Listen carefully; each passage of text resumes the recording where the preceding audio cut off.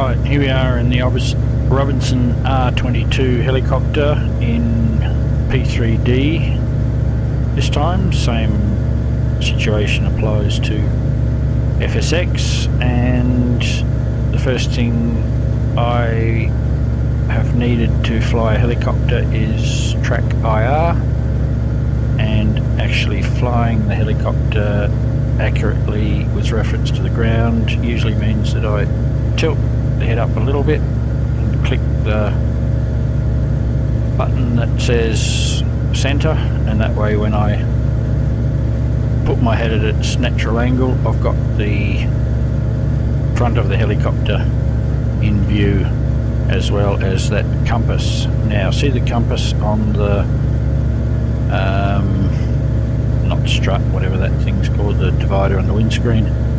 That's an extremely good reference point for hovering, because if you put that more or less on the horizon, the helicopter's level and you won't be going forward or back too much. So basically controls centered, rotor pedals centered. In the more accurate simulators like Dodo Sim, you actually have to apply left rudder to take off, but in this nice simple FSX default aircraft you can take off with the rudder pedals in the neutral position. It's the cyclic, same as an aircraft, right, left, back, forward, but there's quite a few subtle differences. And the power throttle is actually a throttle and collective, but in flight sim it's just operates basically as a power lever. To get you up or down, the throttle is linked to the collective, but it's automatic, so all you really need to do is know that up means the chopper will go up and down means the chopper will go down.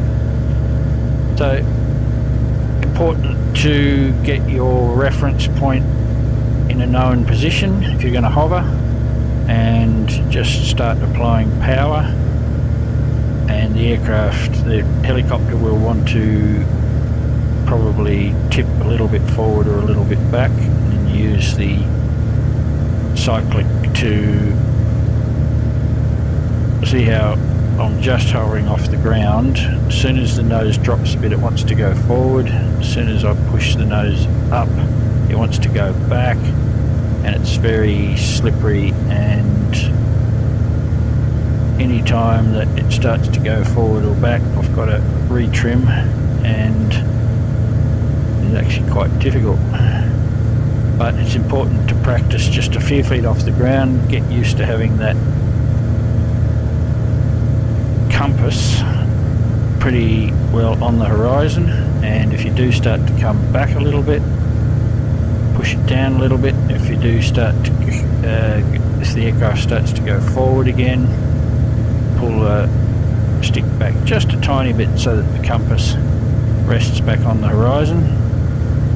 They can probably spend quite a bit of time getting used to playing around with keeping the aircraft from going forward or back. If it goes sideways a bit, then that doesn't matter too much initially.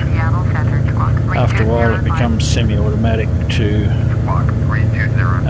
correct.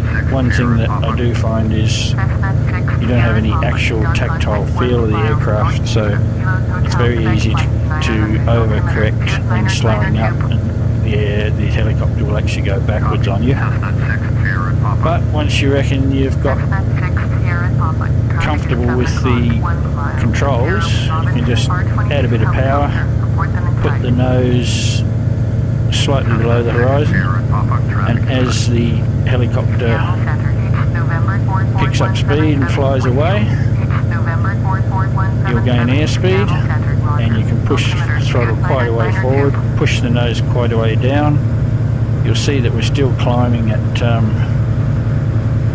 what's that, 1,000 feet a minute, and airspeed is rapidly increasing through the green arc.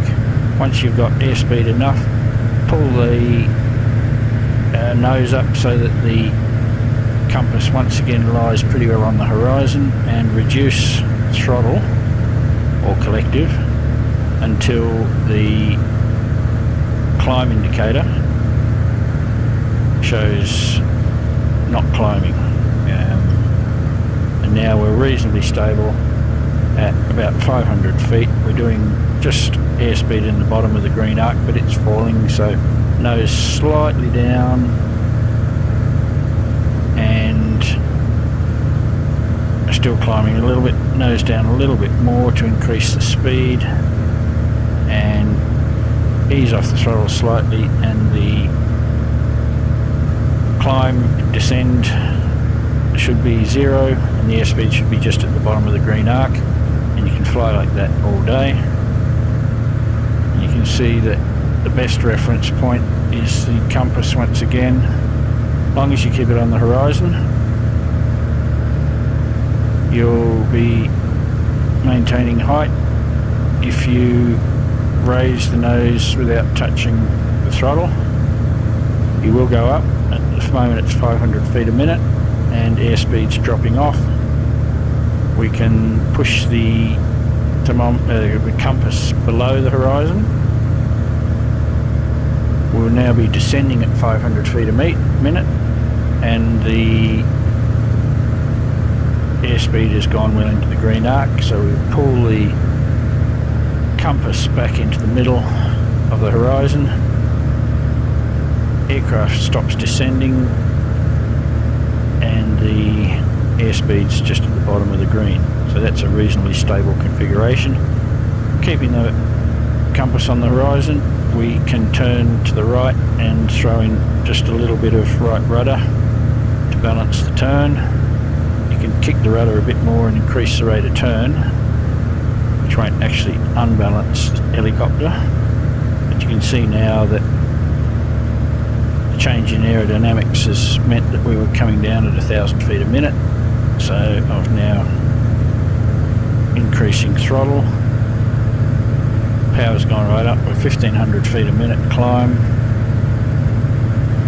Put the compass back on the horizon. Reduce throttle. I reckon throttle's about halfway at the moment, and once again we're fairly stable, not climbing a little bit. Airspeed in the bottom of the green arc. Put the compass slightly below the horizon, and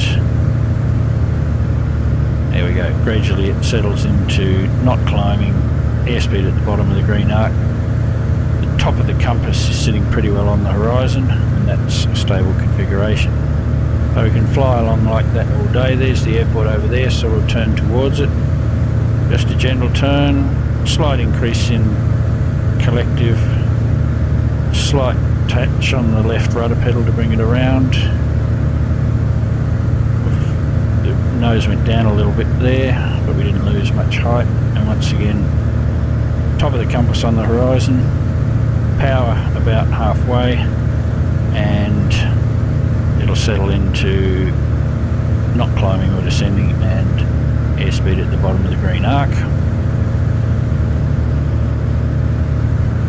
Now, as we approach the airfield, we will want to slow up, and to slow up without gaining height, we just simply raise the nose, and a good place to raise it to is the bottom of the compass on the horizon. You see we're climbing, so we just reduce throttle, and I'm probably down at about 1/3 throttle now. I have to increase it a little bit again, but by keeping the throttle just a little bit less and the compass at the top, I've managed to reduce airspeed to practically nil, and I'm in danger going backwards, so the nose can go below the horizon again, add a little bit more power, and we can pick up speed and maintain altitude. And as that altitude climbs, we can reduce the collector a little bit.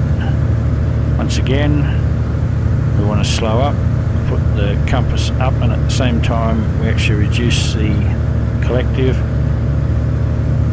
The chopper keeps its altitude pretty well, and you can see the airspeed is falling off quite rapidly. We actually want to descend here, so nose down a little bit, watch the ASS climb indicator. It's at 500 feet a minute down. Airspeed's only a little bit above stable, a little bit above zero. So this is a stable configuration to come in with. And basically at 500 feet a minute you can just allow the aircraft to descend towards the ground, still going 500 feet a minute down and just a few knots forward. 500 feet a minute down, a few knots forward. Nice balanced approach. See, the compass is pretty well on the horizon. As we get close to the ground like this, add in a little bit of power to reduce the downward till we get to just about zero.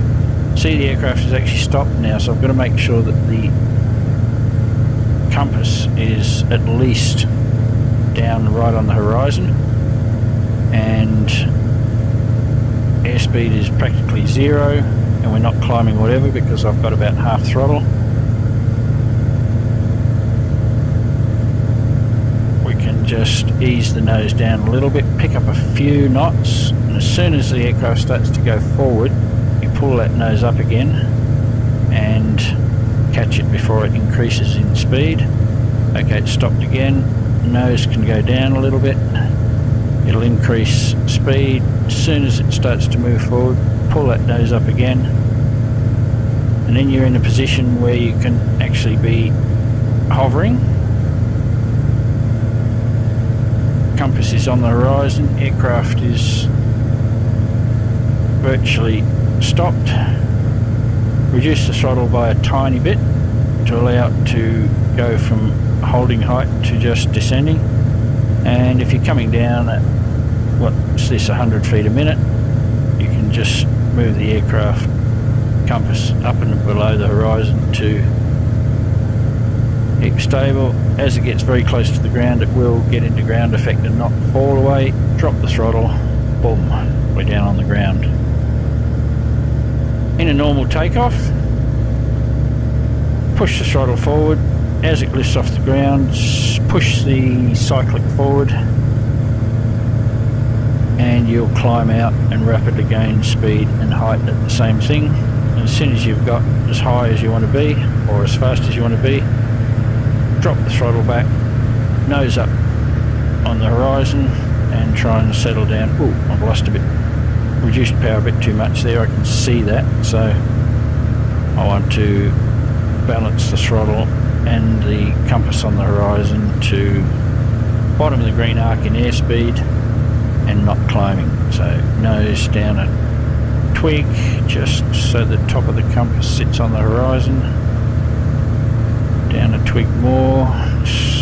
You can see the aircraft is no longer climbing. Airspeed's at the bottom of the green arc, and that's a very stable configuration. At that configuration, keeping the compass there slightly, as in an aircraft, as you turn you can raise the nose a little bit, add a little bit of power to compensate, come around with a bit of right rudder. As you turn around like that, bring it back, neutralize the rudder. You can climb to get be safe a little bit higher up as you adjust for forward speed and height. And once again, not too far out, it's airspeed stable, raise the nose, lower the throttle, and the aircraft can start descending while you're actually losing airspeed. But now we've lost too much airspeed, so tiny bit of throttle back on, nose down a little bit,